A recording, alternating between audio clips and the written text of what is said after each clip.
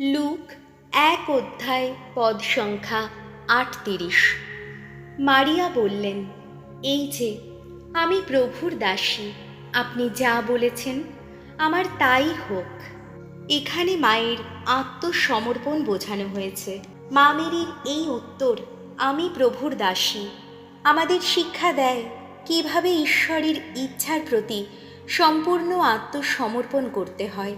তিনি জানতেন না ভবিষ্যতে কি হবে, কিন্তু তার বিশ্বাস ছিল অটল।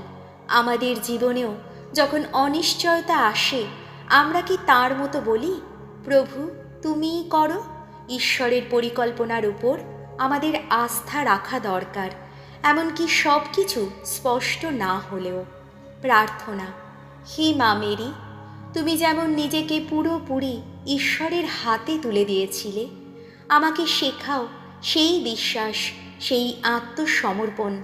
আমার চিন্তা, ভয়, সংশয় সব কিছু তোমার পবিত্র পায়ের কাছে রাখি। আমায় ধরো, প্রভুর কাছে নিয়ে চলো। এই প্রার্থনা করি আমাদের প্রভু যীশু খ্রিস্টের নামে। আমেন।